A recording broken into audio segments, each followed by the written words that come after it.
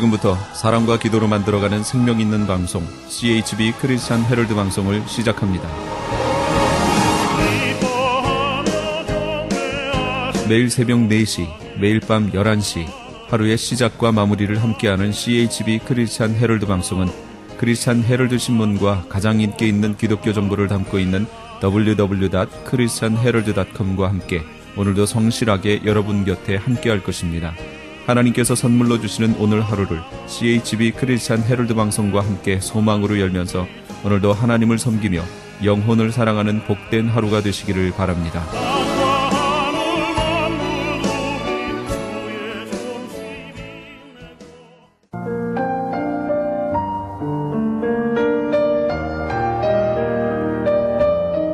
영혼의 쉼터.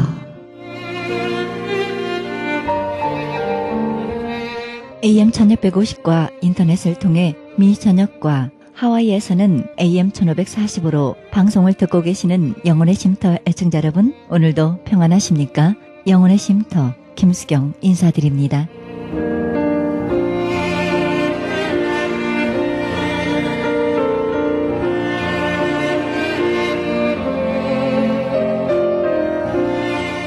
감리교의 창시자인 요한 웨슬레는 아무것도 하지 않는 시간이 있어서는 안 된다. 그러나 이보다 더 시간을 낭비하는 것은 쓸데없는 일에 시간을 쓰는 것이다. 라고 말했습니다. 웨슬레는 무척 시간을 아껴 쓴 사람으로 유명한데요. 그는 말을 타고 전도 여행을 하면서도 방대한 책을 읽었습니다. 일을 많이 하기로는 미국의 초대 대통령 조지 워싱턴을 꼽습니다. 그 비결을 묻는 기자에게 워싱턴은 이렇게 대답했습니다. 특별한 비결은 없습니다. 단지 날마다 4시에 일어나 남들이 자는 시간에 2시간씩 더 일했을 뿐이지요. 이것은 습관이고 결심일 뿐입니다. 이렇게 말했습니다. 조지 워싱턴처럼 시간을 잘 활용하는 사람들을 보면 결국 시간을 잘 활용하는 것이 모든 것을 얻는 것이다 라는 사실을 깨닫게 됩니다. 오늘 새해 첫날입니다.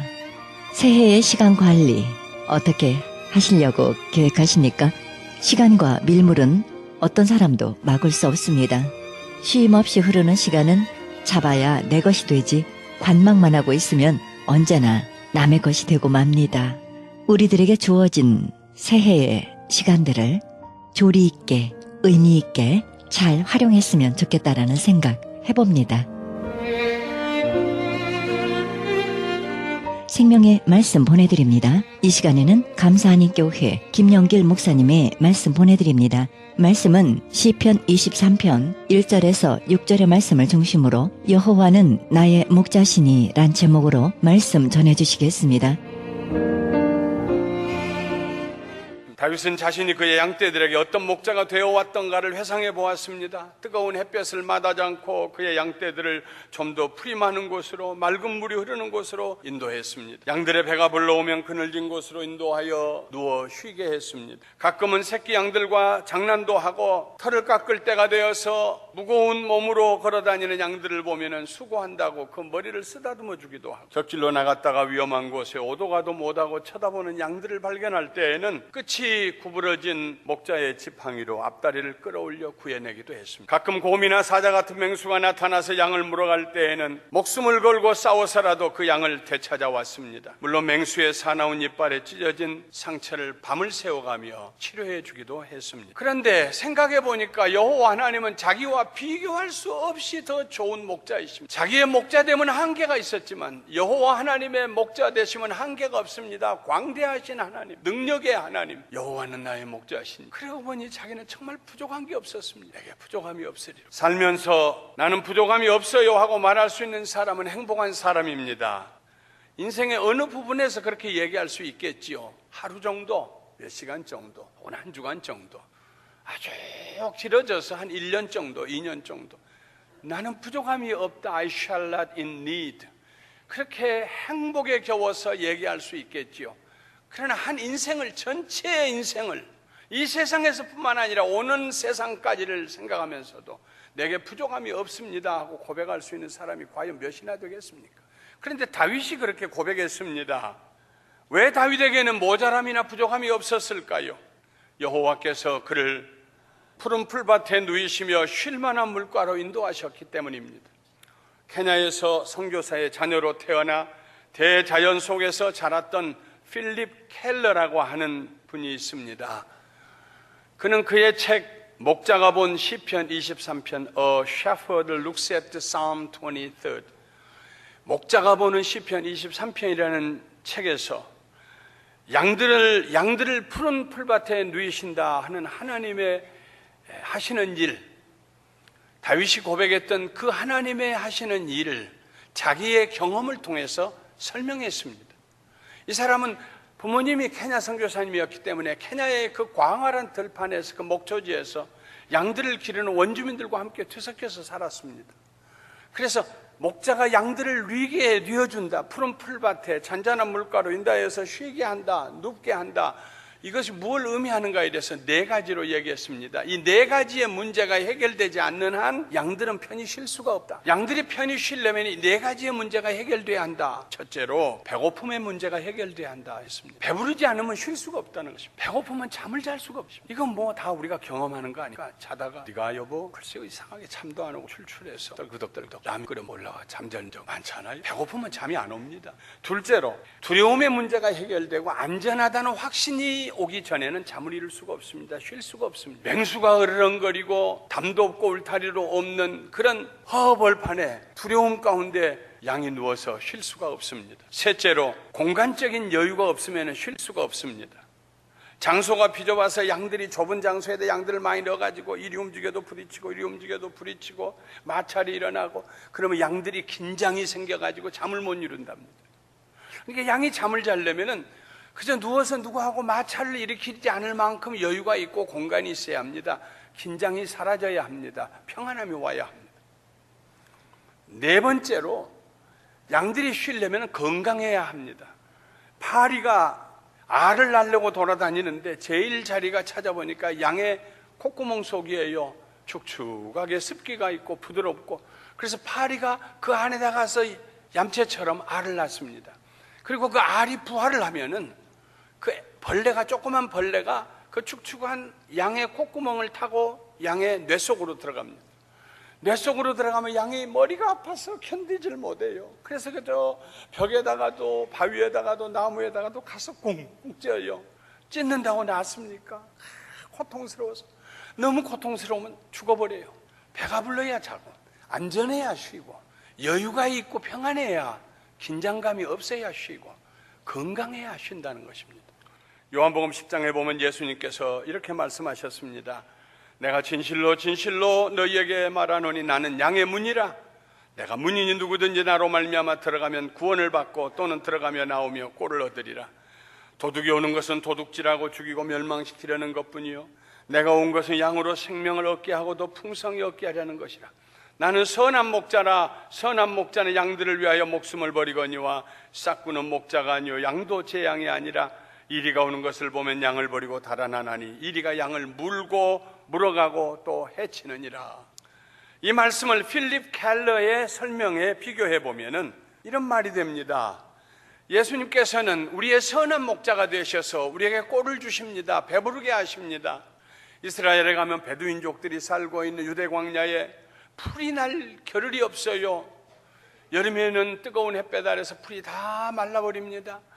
그나마 새로 난 풀들은 이슬을 먹고 겨우 싹이 납니다. 그러면 양들이 다니면서 턱이 아프게 그걸 뜯어먹어요. 온종일 뜯어먹어도 배가 채워지지가 않아요. 그래서 허기진 배를 가지고 들어오면은 양의 우리의 문에 목자가 서 있다가 어디에서 가져왔는지 아주 기름진 긴 풀들을 한 움큼씩 잡아서 던져주면 그걸 배부르게 먹고 그리고 들어가서 내가 문이니 누구든지 나로 말미암아 들어가면 구원을 받고 또는 들어가며 나오며 꼴을 얻으리라. 도둑이 오는 것은 도둑질하고 죽이고 멸망시키려는 것이요 내가 온 것은 양으로 생명을 얻게 하고 더 풍성히 얻게 하라는. 두려움이 사라집니다. 선한 목자 대신 예수님이 지키고 계시기 때문에 도둑을 막으십니다. 그의 생명을 내 던지시면까지 양들에게 생명을 풍성히 주기 위해서, 그들을 보호하기 위해서 예수님이 지켜주십니다. 뿐만 아니라 예수님은 그의 제자들에게 평안을 주십니다. 내 평안을 너희에게 주노니 이 평안은 세상이 주는 것 같지 아니하니라. 너희는 마음에 근심하지 말라, 염려하지 말라.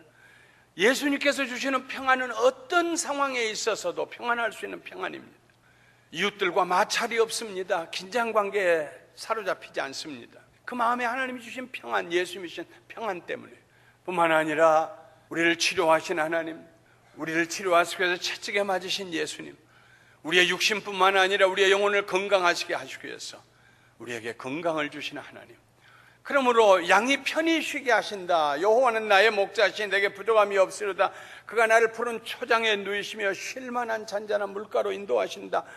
그때에 그냥 하신 말씀이 아닙니다. 그렇게 편히 쉴 수 있게 해주시는 선한 목자 여호와 하나님, 선한 목자 예수님을 말씀하고 계시는 것입니다. 근심과 염려로부터 자유하게 할 뿐만 아니라 원수까지도 서로 사랑할 수 있는 그런 놀라운 능력을 우리에게 주십니다. 나아가서 목자 되신 여호와 하나님은 다윗의 영혼을 소생시키셨습니다. 그리고 여호와 하나님 자신의 이름을 위하여 그를 의의 길로 인도하셨습니다. 우울증을 앓고 있는 사람들의 고통은 자신이 우울하다는 사실을 잘 알면서도 스스로 그 느낌을 떨쳐버릴 수 없다는 강박관념 때문입니다. 내가 우울하고 있다, 우울증에 빠졌다. 우울증에 빠진 사람들은 다 같이 하는 얘기요. 나 우울증을 앓고 있어요. 다 알아요. 근데 거기서 벗어날 능력이 없어요. 일반적으로 우리가 우울한 감정에 사로잡힌 때는 사회적으로 혹은 내면적으로 용납될 수 없는 잘못을 저질렀을 때 죄책감이 해결되지 아니할, 다른 사람과 비교하여 자신이 열등하다고 생각할 때, 혹은 자신이 부당한 대우를 받고 있다고 생각할 때 우울증에 빠지게 됩니다. 다윗 자신도 그런 느낌에 사로잡힐 때가 있었을 것입니다. 그때마다 그는 목자 되신 여호와를 의지하고 벗어났습니다. 우울증에서 벗어나는 유일한 길은요, 여호와 하나님이 나의 목자시라는 확신을 가지고 입술로 고백하며 도움을 구할 때에 벗어날 수 있는 것입니다. 시편 40편 1절과 2절에 내가 여호와를 기다리고 기다렸더니 귀를 기울이사 나의 부르짖음을 들으셨도다. 그냥 기다리는 게 아닙니다. 구원해 주세요 하나님, 저를 이 어려운 데서 건져주세요, 웅덩이에서 건져주세요 기도하며 기다렸더니, 기다리고 기다렸더니 귀를 기울이사 나의 부르짖음을 들으셨도다. 나를 기가 막힐 웅덩이와 수렁에서 끌어올리시고 내 발을 반석 위에 두사 내 걸음을 견고하게 하셨도다. 나를 기가 막힐 웅덩이와 수렁에서 끌어올리시고. 인생 살다 보면은 웅덩이에 빠질 때가 있습니다. 하고 빠졌는데 그 웅덩이를 벗어날 길이 없어요. 사람 살리라고 helpme하고 아무리 소리를 질러도 사람이 지나가지가 않아요. 그 깊은 웅덩이에 수렁이에 빠졌을 때 보통 사람들은 절망하지만, 그러나 그 웅덩이로 보이는 하늘을 향하여서 여호와로 목자로 삼고 사는 하나님의 양떼들은 두 손을 들고 기도합니다. 저를 구원해 주세요, 벗어나게 해주세요, 일어나게 해주세요. 사랑하는 성도 여러분, 웅덩이에 빠질 때마다, 기가 막힐 웅덩이에 수렁에 빠질 때마다 목자 되신 하나님께서 그 능력의 오른팔로 여러분을 붙드시고 건져내 주시기를, 그런 경험을 하시게 되시기를 예수님의 이름으로 축원합니다.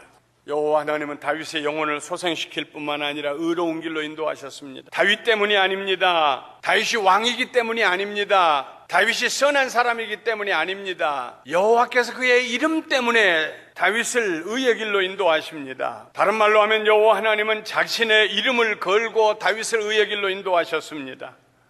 여호와 하나님은 자신의 이름을 걸고 이스라엘 백성들을 광야를 지나 가나안 땅에 들어가게 하셨습니다. 이스라엘 백성들이 끊임없이 하나님을 원망할 때 하나님께서 모세에게 말씀했어요. 모세야, 내가 이 백성을 다 버리고 너로부터 시작해서 내가 다시 시작하게, 네 자손으로, 아브라함 때로부터 시작했던 이 백성들 지금 200여만 명인데 이렇게 원망하고 불순종하고 불신하고 가져 버리겠다. 내가 너로부터 시작하게. 그때마다 모세가 하나님 앞에 엎드려서 간구하고 기도합니다. 이 백성 때문이 아니라 하나님, 여호와 하나님의 이름 때문에라도 이 백성들을 버리지 마시옵소서. 하나님께서 광야에서 이 백성들을 잊어버리시고 외면하시고 버리시면 세계 열방들이 말하기를 여호와 하나님이라고 하는 신이 자기 백성을 데리고 가다가 감당할 수 없으니까 광야에서 내버려뒀다고 자식 버린 부모처럼 여호와 하나님의 이름을 망령되이 일컬고 외람되게 말하고 하나님을 비난하지 않겠습니다. 하나님, 이 백성은 구원받을 자격이 없습니다. 우리 백성은 하나님이 수고하시고 데려가셔야 할 가치가 없습니다. 압니다. 그러나 하나님의 이름 때문에, 하나님의 이름이 높임을 받으셔야 하기 때문에 하나님은 정말 위대하신 분이라고 사람들이 칭송하게 해야 하기 때문에 하나님 이름 생각하시고 하나님 이 백성을 버리지 마시고 데려가 주시옵소서. 안 데려가시려면 저부터 하나님의 생명의 책에서 이름을 제하시고요. 그때 하나님께서 모세에게 말씀하시죠. 모세야 일어나라. 내가 데리고 갈게. 일어나라. 내가 함께 하리라. 하나님께서 이스라엘 백성들을 버리시려고 했으면 모세에게 그런 얘기할 필요가 뭐가 있습니까? 모세를 통해서 그의 이름을 위하여서 그의 백성을 의의 길로 끝까지 인도하시는 하나님의 모습을 보이고 싶으셔서 그 말씀을 하신 것이죠. 여호와께서 다윗의 목자가 되실 때에 그는 인생의 밝은 대낮뿐만 아니라 어두운 추운 밤에도 부족함이 없는 삶을 살 수가 있었습니다.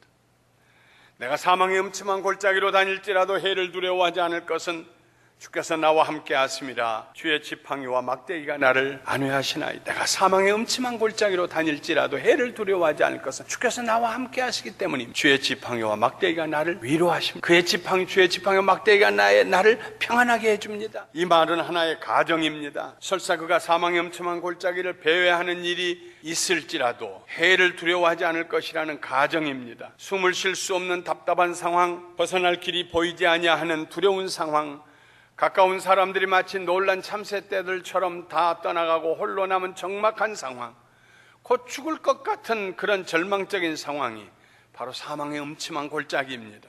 이 사망의 음침한 골짜기는 하나님께서 인도하시는 골짜기가 아닙니다.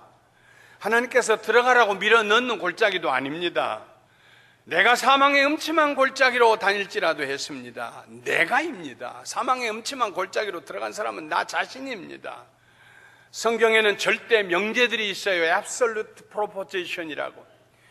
변할 수 없는 절대 명제들이 있습니다. 그 중에 하나가 하나님은 사람들에게 원망 받으실 일을 절대로 하지 않으신다는 것입니다. 하나님께서는 인간들에게 원망 받으실 일을 절대로 하지 않는다는 것입니다. 잠언 19장 3절에 사람이 미련함으로 자기 길을 굽게 하고 마음으로 여호와를 원망하느니라 했습니다. 자기가 미련해서 자기 길을 굽게 해서 넘어져 놓고 하나님을 원망한다고 그랬습니다. 예수 믿는 사람, 정말 하나님의 목자이신 걸 믿는 사람, 정말 하나님을 경외하고 사랑하는 성도들은요, 평생 살면서 하지 말아야 할 말이 있습니다. 그게 무슨 말이냐면, 하나님 왜 나한테 이렇게 어려움을 줘요? 이런 얘기. 이건 그 말이 성경적으로 볼 때 비논리적인 말이에요. 하나님 우리에게 어려움 안 주십니다. 하나님 우리 사망의 음침한 골짜기로 몰아넣지 않습니다. 그거 보고 좋아하시는 하나님 아니십니다. 하나님 우리를 언제나 반석 위에 세우시기를 원하시죠. 대로로 인도하기를 원하시죠. 사망의 음침한 골짜기로 들어간 사람은 납니다. 다윗이 하나님도 속일 수 있다고 생각하고 밧세바를 범하여서 스스로 사망의 음침한 골짜기로 들어갔습니다. 자식에게 쫓겨나고 반란이 일어나고. 근데 놀라운 일은 그 사망의 음침한 골짜기에서 난 이제 죽었다고 광야로 도망가는 그 광야길에 하나님이 함께하고 계셨습니다. 그를 구원하시는 지팡이와 막대기를 드시고 하나님이 그와 함께하고 계셨습니다. 그가 이전에 고백했던 그 신앙의 고백이 경험되었습니다. 제가 아까 말씀드렸던 필립 켈러, 그가 청소년기에 10대 후반 청소년, 그의 아버지가 세상을 떠났습니다. 그는 하나님 앞에 계속 질문했습니다. 하나님 왜요? 우리 아버지 어머니는 이 척박한 땅 케냐에 와서 온 생애를 다 바쳐서 하나님을 섬기고 선교를 했습니다. 왜 우리 아버지가 젊은데, 내가 아직 나이가 10대 중반 후반도 안 된 이때에 우리 아버지가 돌아가셔야 돼요. 하나님 어디 계시는 거예요? 하나님 계획은 뭐예요? 하나님 도대체 계시기는 하는 거예요? 점점 그는 아버지와 어머니가 믿었던, 아버지와 어머니가 생명을 다해 사랑했던 하나님께로부터 멀리 떨어져 나갔습니다. 세상으로 빠져들어갔습니다. 그러다가 그의 중년에, 그의 젊음을 그렇게 혼란 가운데 사망의 음침한 골짜기를 지나다가 하나님께서 그를 붙드시는 손을 발견하게 됩니다. 그리고 하나님께로 돌아옵니다. 이 필립 켈러는 그 이후로 하나님의 은혜를, 동물과 자연세계를 통하여서 하나님의 은혜를 글로 썼는데 35권의 책을 썼어요. 하나님께로 돌아오면서 그가 사망의 음침한 골짜기, 그 골짜기를 벗어나면서 여전히 거기 계시고 한 번도 자기를 버리지 아니하시고 그의 손을 붙잡고 그를 인도하셨던 그 두 손의 지팡이와 막대기를 드시고 위험에서 그를 건지시고 위험에서 그를 인도하시고 보호하시고 동행하셨던 그 하나님을 만나고 난 다음에 그가 썼던 35권의 책 중에 3권의 책이 그의 경험을 기록하고 있습니다. My Father God, 내 아버지 하나님이라는 책. Wonder of Wind, 바람결에서 들리는 놀라운 음성. 마지막에는 God my delight, 하나님 나의 기쁨. 그 책에서 그는 돌아온 탕자처럼 그가 사망의 음침한 골짜기를 지나 세상 사랑하고 세상 돌아다니다가 선교사님의 아들로서 그 방황을 마치고 하나님께서 그 사망의 음침한 골짜기가 끝나는 그 자리에 서 계시는 것이 아니라 돌아보니까 자기가 사망의 음침한 골짜기를 헤매고 있을 때에도 자기와 함께 하셨고 자기를 보호하시고 자기와 동행하셨던 그 하나님을 발견하고 그 가슴에 너무 감격해서 그 하나님의 영광을 드러낸 책을 많이 썼습니다. 35권의 책이 다 베스트셀러. 지금 하나님 나라에 가 계십니다. 선한 목자 되신 하나님의 두 손에 지팡이와 막대기가 있습니다. 지팡이는 양을 구원해내기 위해서, 막대기는 맹수를 퇴치하기 위해서. 목자의 손에 이 두 가지가 있으면 양은 안전합니다. 비록 사망의 음침한 골짜기에서 다닐 때조차. 사망의 음침한 골짜기가 하나의 가정이라면 주께서 내 원수의 목전에서 내게 상을 차려주시고 기름으로 내 머리에 부으셨으니 내 잔이 넘치나이다. 이 고백은 현재 여기에서 경험할 수 있는 축복입니다. 과거의 일도 아니고 미래의 일도 아닙니다. 현재 경험할 수 있는 축복입니다. 하나님께서 다윗을 위하여 원수의 눈앞에 잔치상을 배설합니다. 얼마나 좋은 음식이 있겠어요. 거기에 얼마나 좋은 그릇을 사용하셨겠어요. 얼마나 맛있는 잔치상이 되었겠습니까. 그것은 원수와 화해하는 식탁입니다. 다윗의 인생에 더 이상 원수가 없을 것입니다. 하나님께서 그의 머리에 기름을 부어주시는데 향기로운 기름을 부어주셔서 그 기름이 머리로부터 수염을 타고 흘러내립니다. 다윗이 손에 든 잔은 넘칩니다. 항상 넘칩니다. 제가 우리 교단의 총회장으로 4년 동안 섬기면서 우리 교단에서 목사님들 안수 받을 때에 새로운 예식의 한 프로그램을 하나를 더 거기다 첨가를 했어요. 늘 목사님 안수를 받는데 그냥 와서 머리에 손 얹고 하고 나는 게 그렇게 평생을 하나님께 드리겠다고 하는 안수식인데 너무 싱겁고 감격이 없어서 이렇게 해봅시다. 비싼 수건을 준비해가지고 거기다 엠브로이드로 이름을 쓰고 누가 목사 안수 받았다고 몇 년 몇 월이라고 해서 그걸 자수로 술을 놓고, 그리고 난 다음에 목사님이 와서 무릎을 꿇고 앉으면은 목사님 사모님이 그 수건을 가지고 와서 펼쳐서 뒤에서 자기 남편의 목에다가 이렇게 감아줘요. 그것은 하나님께서 주시는 거룩한 멍에와 같은 것입니다. 감아줘요. 그리고 총회장과 목사님들이, 임원 목사님들이 옆에 와서 그를 위해서 기도하고 온 회중이 기도하고 축복한 다음에 총회장이 말합니다. 손가락 크기만한 알리브 오일, 아주 향이 독특해요. 그 오일 뚜껑을 벗겨서 그 머리에다가 부으면서 내가 이제 성부와 성자와 성령의 이름 아무에게 안수하고 목사로 세워. 그 부은 기름이요 머리에 골고루 틈틈을 타고 흘러내려서 머리카락 끝에서 똑똑똑똑 떨어지는데 그 향내가 얼마나 좋고요. 떨어지는 기름방울보다 눈물방울이 더 굵고요. 우리 교회 스카로 목사님은 머리를 박박 깎은 상태에서 기름을 부었는데 기름이 어떻게 흘러내려가는가를 내가 계속 보고 있었어요.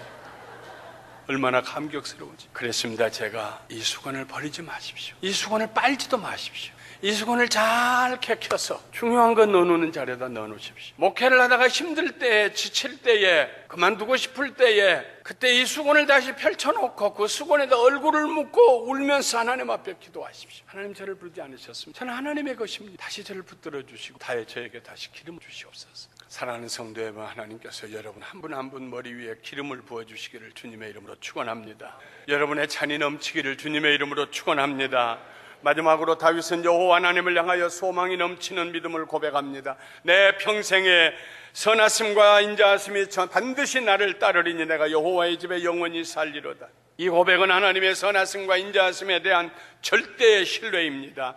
선하시고 인자하신 하나님 외에 다른 하나님을 생각할 수가 없었습니다. 다윗은 그의 평생에 하나님의 선하심과 인자하심이 그를 결단코 떠나지 않으리라는 믿음이 있었습니다. 차라리 밝은 대낮에 자기 발에 자기 발밑에 붙어있는 그림자를 떼내는 것이 자기에게 부어지는 하나님의 선하심과 인자하심을 떼내는 것보다 훨씬 더 쉬울 것이라고 다윗은 생각했습니다.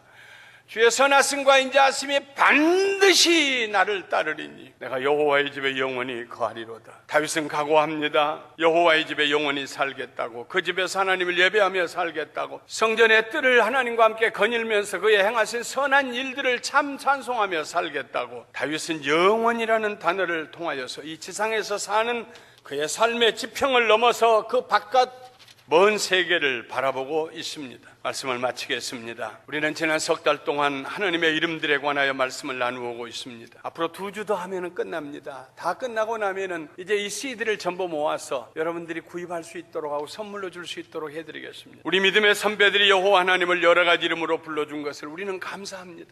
하나님의 이름은 곧 하나님이 어떤 분이신가에 대한 질문에 대답이 되기 때문입니다. 프리셉트라고 하는 성경 연구원을 세운 K. 아더 목사님, 여자 목사님입니다. 그는 이런 말을 했습니다. 내가 누구인가는 아무 상관이 없습니다. 단지 그분이 무엇인가가 중요합니다. 내가 양이라는 사실보다 더 중요한 것은 그분이 목자라는 사실입니다. 그분이 목자이기 때문에 우리는 양이 됩니다. 그분의 권위를 존중히 여기고 그분의 능력을 신뢰하고 우리는 그의 수하에 그의 품 안에 양으로 들어갑니다. 예수님은 우리의 선한 목자가 되시기 위해 이 땅에 오셨습니다. 예수님께서 태어나실 때 제일 먼저 방문했던 사람은 밤중에 들판에서 양을 돌보던 목자들이었습니다. 예수님은 우리의 목자가 되기 위해 세상에 오셨습니다. 선한 목자가 되시기 위해서 그의 생명을 십자가 위에서 내놓으셨습니다. 생명을 내놓으신 예수님, 그 아들을 내어주신 하나님, 우리에게 무엇을 아끼시겠습니까? 그러므로 우리에게는 부족함이 없을 줄 믿습니다.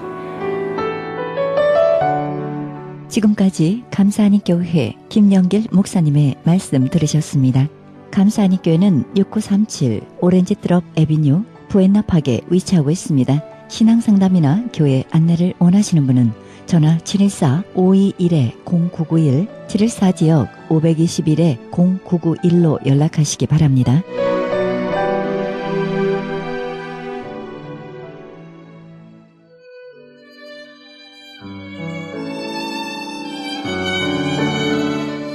크리스천 헤럴드는 신문과 라디오는 물론 인터넷을 통해 그리스도의 복음을 가장 널리 가장 많이 전하는 종합 미디어입니다. 이런 사역을 감당하기 위해서는 우리 애청자 여러분의 후원과 기도가 절실히 필요합니다. 예수님이 우리에게 맡겨주신 이 지상사역에 함께 동참하시지 않겠습니까? 내가 너희에게 분부한 모든 것을 가르쳐 지키게 하라 말씀하신 우리 예수님의 지상명령에 함께 동참하시기 원하시는 분은 전화 213-353-0777, 213지역 353-0777로 연락주시면 자세히 안내해드립니다.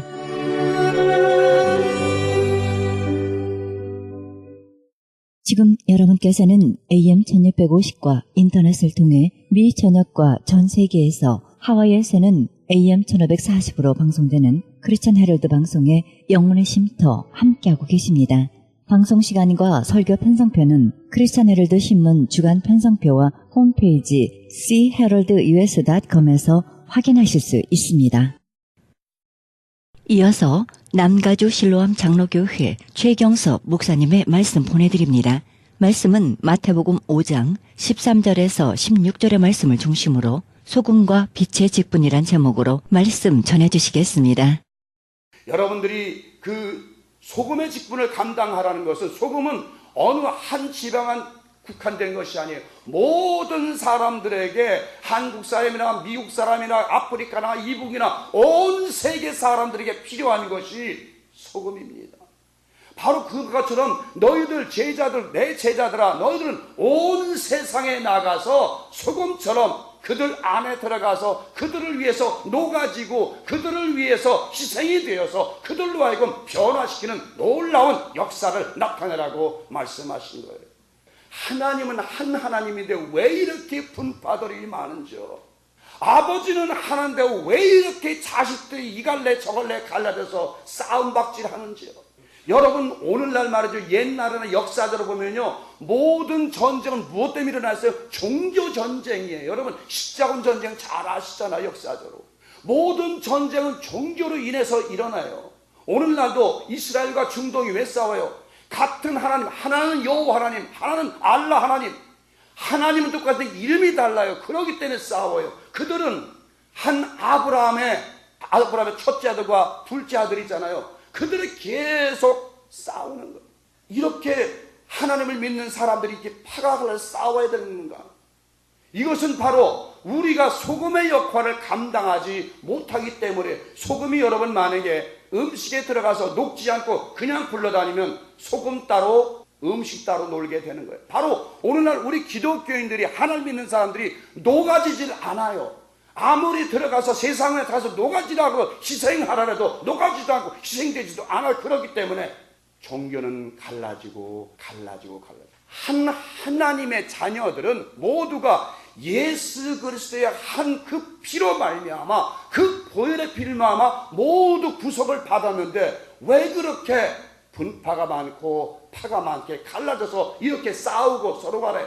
예수님은 이 세상에 오셔서 어디로? 바리새인이나 사두개인이나 어디고 가버나움이나 갈릴리나 어디까지 가서 복음을 그분은 전하셨어요. 우리 66권 성경에는 오직 갈릴리를 중심으로 가버나움이나 유대 땅에서 복음을 전한 것으로 그렇게 되어 있습니다. 그러나 예수님은 유대 땅에서 복음 사역하시기 전에 분명한 것은 아시아에서도 분명히 복음을 전파하셨다는 기록이 있어요.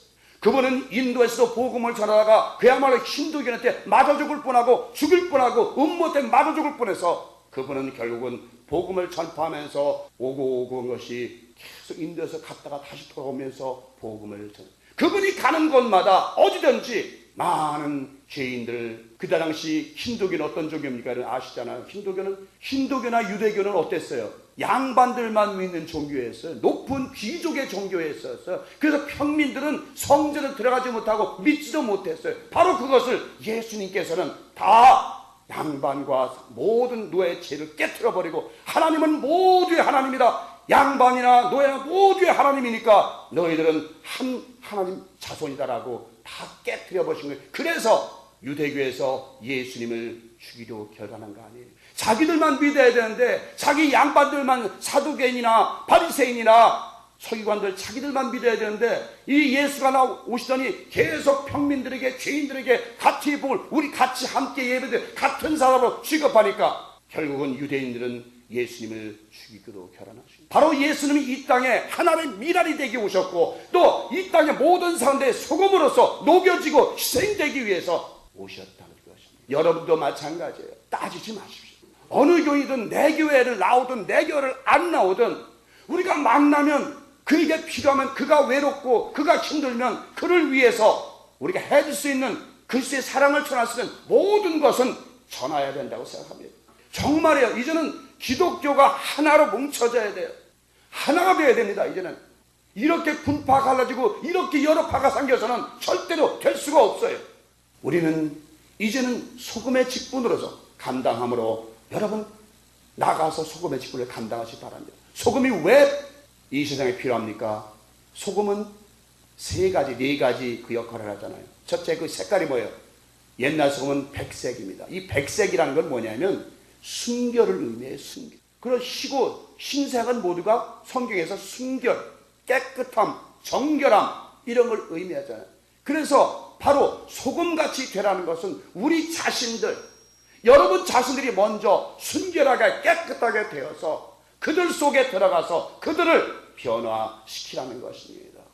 두 번째는 소금은 부패하지 않게, 모든 사람을 썩지, 모든 물건을, 생선이나 고기를 썩는 것을 방제. 마찬가지로 소금은 우리가 세상 사람에 들어가서 육신적인 삶을 사는 들, 세상적으로 사는 사람들, 죄 가운데 사는 사람들을 이끌어내서 그들로 하여금 이제 하나님의 사랑으로 절이고 예수 그리스도의 그 진리의 말씀으로 절여서 그들로 하여금 이제는 세상에 사는 것이 아니라 하나님 나라의 백성이 되도록 가서 희생이 되라는 것입니다. 세 번째는 소금은 이제 절이는 작용을 합니다. 산 생선도요 소금에 절이면 죽게 돼요. 이것은 무슨 얘기입니까? 바로 소금의 직분을 감당하는 건 우리 자신들의 모든 자아가 죽어야 된다는 것이죠. 우리는 예수를 믿는다고 하면서도 우리 자아가 죽질 않아요. 우리 본성이, 죄의 성품이 죽질 않아요. 여전히 산 생선처럼 펄떡펄떡 뛰어. 누가 조금만 큰다면 펄떡펄떡 뛰는 거예요. 그것을 죽이라. 소금의 직. 그 다음에는 이제 빛의, 소금과 빛은, 소금은 내적으로 우리 안으로 스며드는 거지만 이제 빛은 외적으로 온 세상 사람들에게 빛을 비춰서, 환한 빛을 비춰서 그들로 하여금 어둠으로부터 빛으로 나오게 하라. 이 빛은 말이죠, 예수님이 그래, 나는 세상의 빛이로라, 나는 세상의 빛이로라. 그래. 예수님이 세상의 빛인 거 여러분 느껴요? 정말 저는 뭘 느꼈냐면, 뭘 의심했냐면, 왜 2000년 전에 돌아가신 주님이 무슨 빛으로 나에게 다가왔냐. 2000년 전에 그 빛은 사라진 지가 오랜데 왜 그 빛이 오늘까지도 우리에게 비친다고 하느냐. 네, 제가 깨달은 게 있어요. 그럼 태양빛과 달빛과 별빛은 언제 창조되었느냐?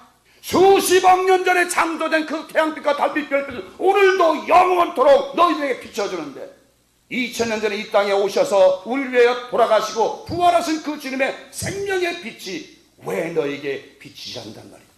저는 그럼 여러분 이런 걸 아세요? 2000년 전에 예수님 오셔서 돌아가셨어요. 그리고 승천하셨어요.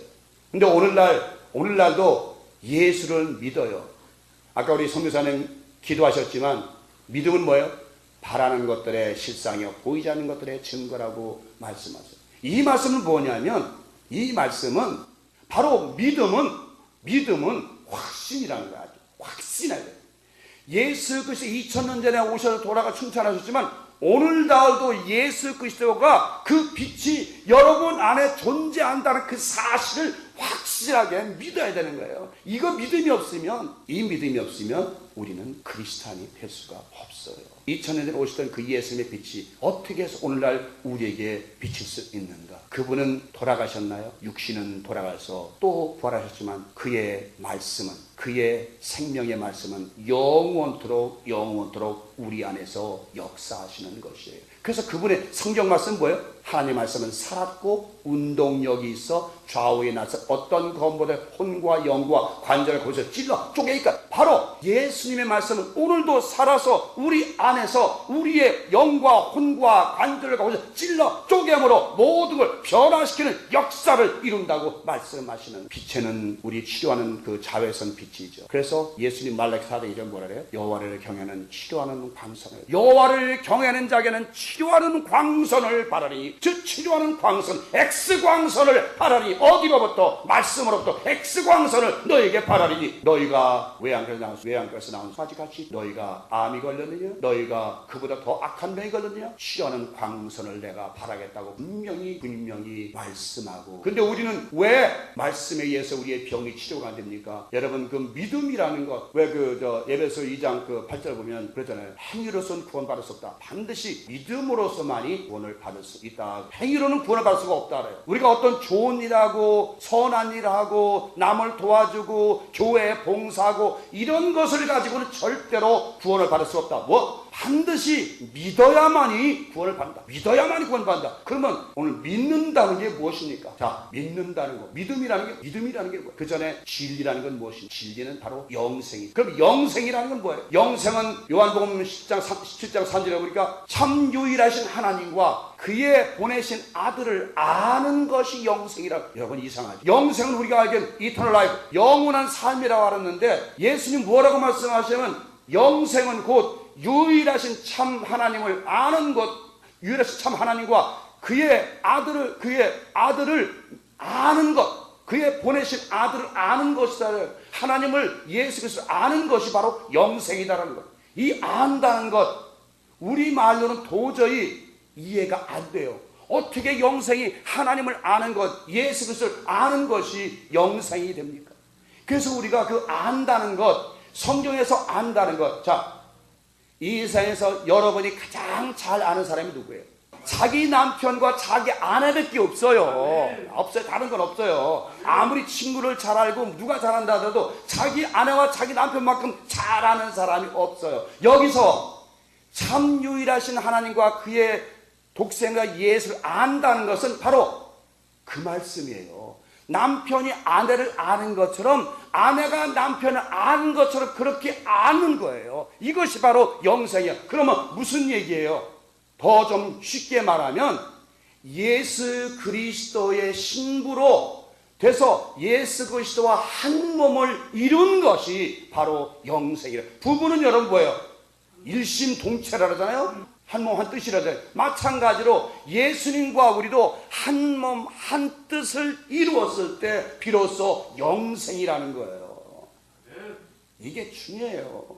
이게 영생이 뭐야? 영원히 사는 것. 어떻게 영원히 사는 것? 영생은 누구든지 다 있어요. 악인은 죽나요? 악인도 살아요. 영원히 살아요.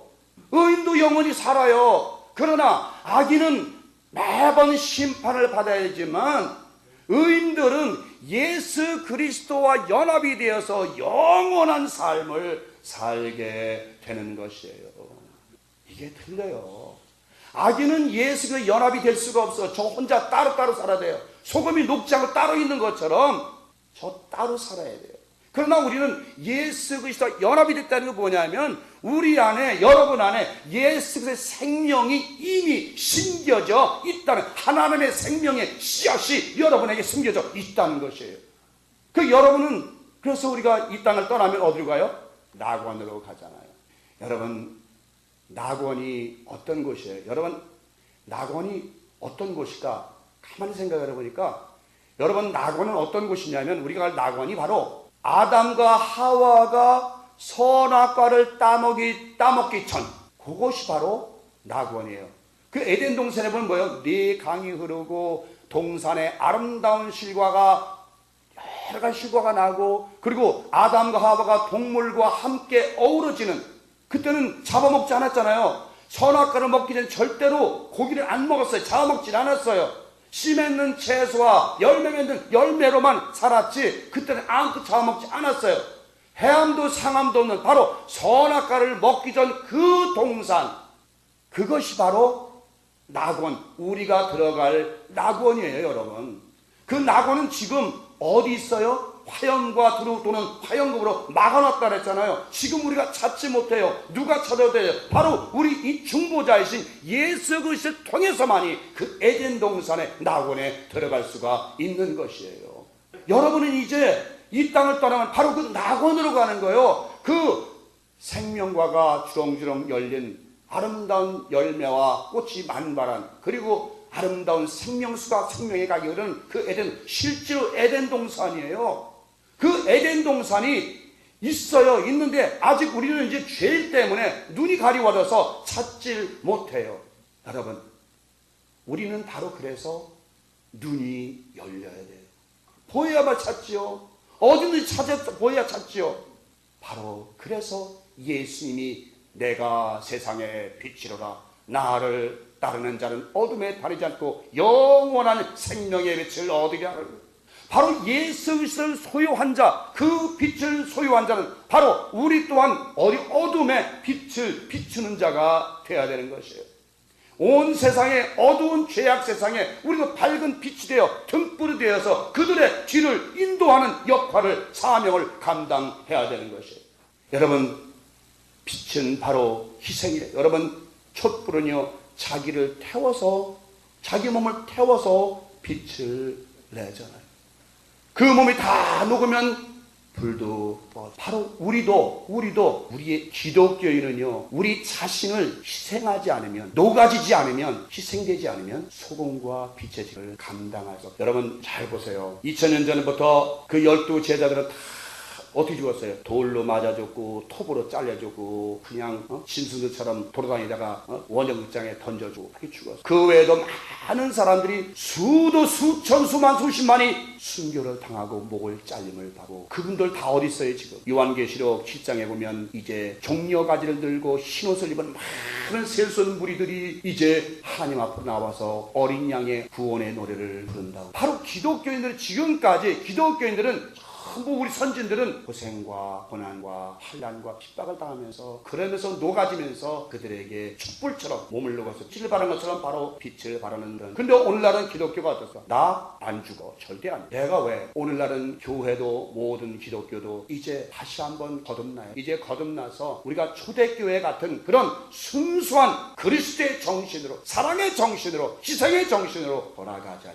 여러분, 굳이 여러분이 정말 이 기독교는 기독교는 어떤 축복의 종교? 뭐 복을 많이 받는 종교? 예. 그렇게 믿는다라면 굳이 기독교를 믿을 거 없어. 기독교는 이 세상에서 살아가기 위한 것, 다음 세상을 상속받기 위한, 다음에 더 아름답고 훌륭하고 더 이런 세상을 상속받기 위한 그런 길, 그곳으로 인도하기 위한 바로 중보자 역할을 하는 분이 바로 예수 그리스도. 여러분은 눈을 보이시잖아요. 보면 여러분이 빛이 무엇인지를 알죠. 여러분 만약에 깜깜한 속에 들어가도, 저도 옛날에 한국에서 눈 좀 볼 때 보면 갑자기 환한 데 있다 갑자기 한국 다방 왜 이렇게 옛날에 깜깜했는지요. 갑자기 탁 들어가면 아무것도 안 보이잖아요. 한참 그런 것처럼 여러분들도 어두운 세상에 들어가서 그들이 보이지 않는 그들 눈을 열어주는 빛의 역할을 감당해야 돼요. 바로 그 빛은 사랑밖에 없어요. 기독교는 어떤 것을 얘기하더라도 사랑 외에는 기독교는 존재할 수가 없어요. 사랑이 바로 유일한 빛이, 사랑이 바로 꺼지지 않는 영원한 빛이. 하나님도 우리를 사랑하시기 때문에 오늘날 햇빛과 달빛과 별빛을 주시고, 또한 우리에게 마실 물과 마실 공기와 바람을 주시고, 우리에게 수없는 많은 음식과 모든 것을 공급해 주시. 왜? 사랑하기 때문에. 하나님이 하나님 형상과 모습을 닮은 사람을 창조하신 그 사람들을 사랑하시기 때문에 오늘도 햇빛과 그 많은 것들을 우리에게 내려주시고, 마찬가지로 하나님은 우리의 영혼들을 사랑하시기 때문에, 여러분과 제 영혼을 사랑하시기 때문에 당신의 아들을 이 땅에 보내셨어요. 왜? 어둠에 잠자고 있는 영혼들을 깨우기 위해서. 바로 하나님이 육신을 입고 이 땅에 오셔서 녹아짐으로써 이제 그분이 영원한 우리 안에 존재하시는, 우리와 함께 하시는 영원한 꺼지지 않는 생명의 진리의 빛이 되셨다는 것이에요. 예수 그리스도를 의지하지 않고는 낙원에 갈 수가 없어요. 오죽하면 강도가 그랬잖아요. 예수여, 당신이 나라 임할 때 나를 좀 기억해 주소. 알았다. 오늘날 네가 나와 함께 낙원에 있으리라 라고 말하는 거예요. 바로 여러분들도 이 땅을 떠날 때 하나님이여 나를 기억하여 주옵소서. 생명록에 기록된 누구누구를 기억하여 주시사 하나님의 주님의 나라에 인도하여 주옵소서. 그럴 때 주님께서 네가 오늘 나와 함께 낙원에 있으리라 라는 말씀을 주시고, 여러분 마음에 지금 빛이 있습니까? 캄캄함. 여러분 자신들이 캄캄하면 안 돼요. 여러분 마음이 캄캄하면 안 돼요. 여러분 마음에 빛이 없으면 어떻게 빛을 비출 수가 있어요? 여러분 마음에 빛이 없는데. 제가요, 저 눈이 안 보이잖아요. 제가 가서 한국에 가서 우리 친구들 보고, 야 내가 앞장서 내가 너 데리고 갈게. 그러면 야야야 너 데리고 가는 내가 너 혼자를 놨지. 너 빠지고 나 빠지고 다 빠지고 어떡하라. 다 빠지고. 맞죠? 빛이 없는 사람이 인도하면 결국 다 뭐야? 구렁텅이에 낭떠리에 빠지게 돼. 한 번 그런 일이 있어요. 한국에서 이렇게 우리 시각장애인들이 이제 한 사람이 붙잡고 쭉 줄을 져서 갑니다. 왜냐하면 지금은 이제 대개 눈들을 약시자지만 그때는 저희도 약시자가 없어요. 한 사람이 한 7-8명 데리고 가 이렇게 쭉 손잡고 이렇게 기차 그렇지 줄 가요. 근데 그 앞 사람이 뭐 눈을 제대로 보는 사람이 아니라 조금 보는 사람이에요. 그러다 어쩌다가 한 사람이 냅대 낭떠리에 굴러 떨어지면요 7-8명이 다 우르르 떨어져 버리는 거예요. 그게 마찬가지, 여러분도 마찬가지. 여러분이 만약에 여러분의 가정에서, 여러분이 속한 직장에서, 여러분이 그리스도를 일하면서 하나님의 사람이라면서 여러분이 어두운 길을 가면 그 뒤에 다 저 사람도 가니까 우리도 가자. 다 우르르 전부 어두운 지옥의 음부로 떨어지고 마는 거예요. 여러분이 어두우니까, 여러분이 빛이 없으니까, 여러분이 영적인 눈이 열지 못하기 때문에 여러분을 따른 그 사람들도 모두가 같이 웅덩이에 빠지고 마는 것이에요. 그 여러분이 빛을 발하는 자가 되어야 되는, 여러분의 빛이 있어야 돼. 생명의 빛이, 예수 그리스도 진리의 빛이 존재하고 켜졌어야 되는 거예요. 그래서 저는 항상 기도할 때 그런 기도를 합니다. 하나님 아버지, 저에게서 지혜의 등불이 꺼지지 않도록 하여 주시옵시고 진리의 등불이 꺼지지 않도록 하여 주옵소서. 아멘. 여러분, 구약시대 때 장막성전에 아침 저녁으로 제사장들이 가서 항상 등불을 점검. 거기는 절대로 등불이 꺼져서는 안 됩니다. 24시간 등불이 항상 켜져 있었어요. 그런 것처럼 그것은 바로 우리 안에 예수 그리스도의 등불이, 예수의 빛이, 그 등대가 우리 안에, 여러분 안에 활짝 항상 켜져 있어요. 등불이 켜져 있다는 뭐예요? 빛은 바로 뭐예요? 착한 행실이라고 나와 있잖아요. 선한 행실이라고 나와 있잖아요. 여러분들에게 선한 행실이 없고 착한 행실이 없으면 여러분은 어두운 불이 없는, 등불이 없는 그런 존재들이에요.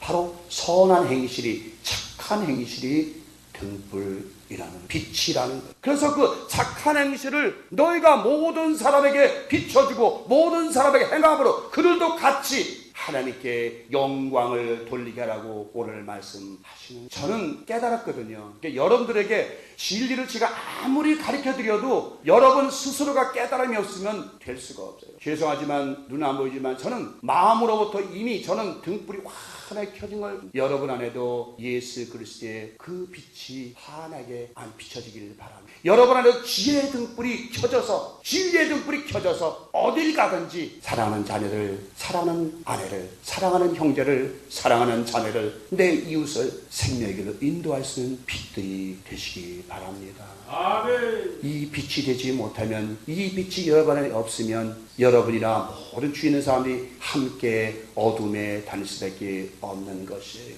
저는 저희 교회를 정말 이제는 빛의 실로암 교회잖아요. 실로암 뭐예요? 빛을 드러내는 교회예요. 빛을 나타내는 교회예요. 모든 사람들이 와서 함께 이 실로암 교회를 빛을 내는 그런 교회가 됐으면 저는 소원합니다. 여러분 한 사람 한 사람이 모두가 등대가 되면, 실로암 등불이 되면, 영원히 꺼지지 않은 성령의 등불이 되면 여러분의 빛을 보고 많은 사람들이 실로암 함께로 들어올 것입니다.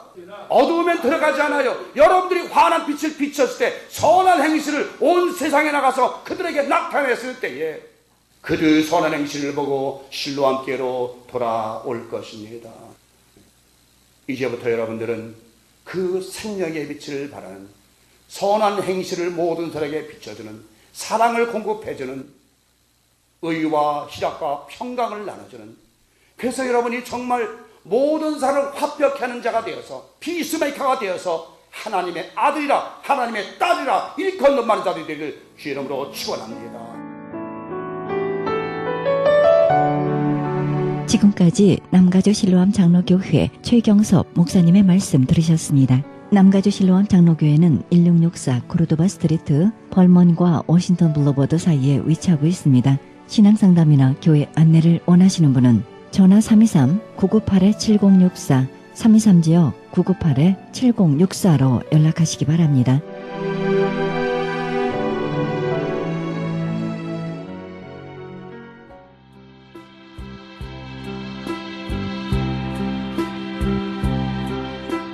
크리스찬 헤럴드 전속 선교 합창단 모집합니다.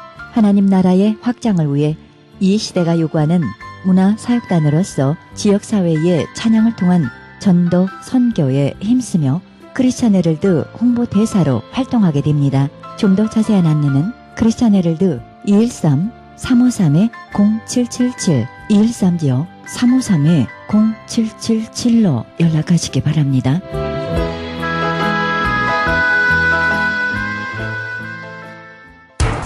기적의 영양제 M3를 아십니까? 무슨 병에 걸렸던지 큰 효과를 준다는 그 신비한 기적의 영양제. 혈액에 영양을 공급하여 힘이 생기니까 피곤하지 않고 이제는 지팡이 없이 걸을 수 있다고 많은 분들이 간증을 합니다. 혈액 해독, 기력 회복, 뼈 골수 영양 공급, 심장, 뇌, 혈전 용해. 유태인 회사가 제조한 특수 영양제 M3. 혈액 순환을 잘 되게 하는 최고급 영양제 M3. 크던 작던 아픈 곳이 있다면 M3.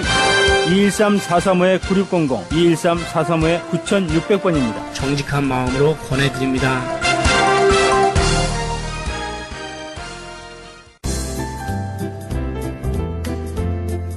CHB 건강 칼럼. 안녕하세요. 건강 칼럼 9번째 시간입니다. 건강이 좋지 않으면 자신도 모르게 우울증에 시달리게 되고 의욕이 떨어져서 매사에 비관적인 체질이 된다고 합니다. 왜냐하면 피곤함으로 인하여 만사가 귀찮아지게 되기 때문입니다. 맨 처음 사람 아담은 영원한 삶을 살 수 있게 창조되어서 매우 건강했을 텐데 그 사람의 잘못으로 인하여 우리는 그렇지 못하고 병도 들고 아픈 것도 생기는 것 같습니다. 그래도 하나님께서 약속하신 120살은 우리에게 살 권리가 있는 것 같습니다.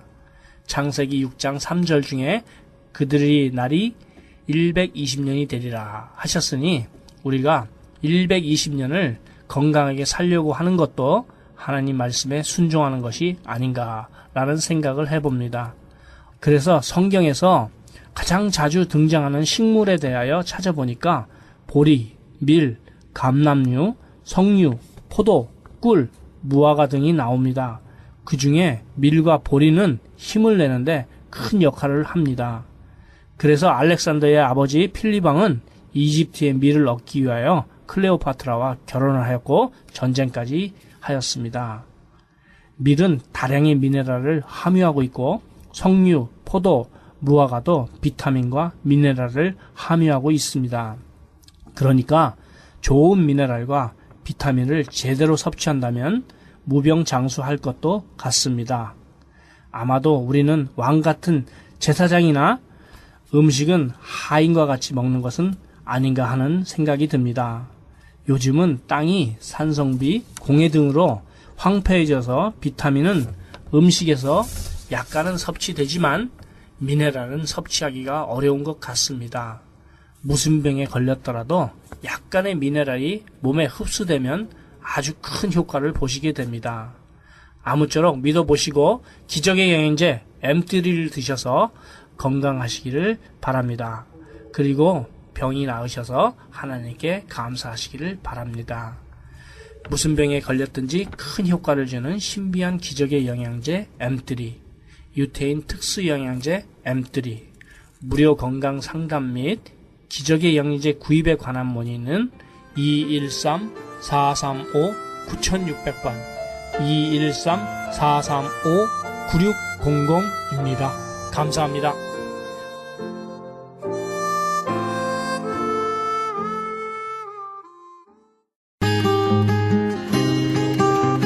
헤럴드 게시판 안내입니다. 조선족 고아 자녀를 위한 후원자 모집합니다. 자세한 안내는 전화 909-816-3457, 909 지역 816-3457 장우상 목사님께 연락하시기 바랍니다. 그리스 반모섬 헬러 성경 보내기 후원자 모집합니다. 반모섬 문의전화 30-22470-33237 차인수 선교사님께 연락하시기 바랍니다. 남가주 기독교 교회 협의회에서 사랑의 쌀 나누기 후원교회와 후원자 모집합니다. 자세한 안내는 전화 310-691-4426, 310 지역 691-4426 홍성관 목사님께 문의하시기 바랍니다. 크리스천 헤럴드 전속 선교 합창단 모집합니다. 하나님의 나라의 확장을 위해 이 시대가 요구하는 문화사역단으로서 지역사회의 찬양을 통한 전도 선교에 힘쓰며 크리스천 헤럴드 홍보대사로 활동하게 됩니다. 좀 더 자세한 안내는 크리스천 헤럴드 213-353-0777, 213 지역 353-0777로 연락하시기 바랍니다. 크리스천 헤럴드는 종합미디어 선교센터입니다. 크리스천 헤럴드 후원 가족으로 동참해 주실 10불 회원 모집하고 있습니다. 아름다운 사회, 밝은 사회, 하나님 나라 건설에 함께 동참해 주시면 감사하겠습니다. 그리고 방송 설교에 동참할 교회를 기다리고 있습니다. 성도님들의 많은 참여를 부탁드립니다. 자세한 안내는 전화 213-353-0777, 213 지역 353-0777 크리스천 헤럴드로 연락하시기 바랍니다. 이상 크리스천 헤럴드 게시판 안내였습니다.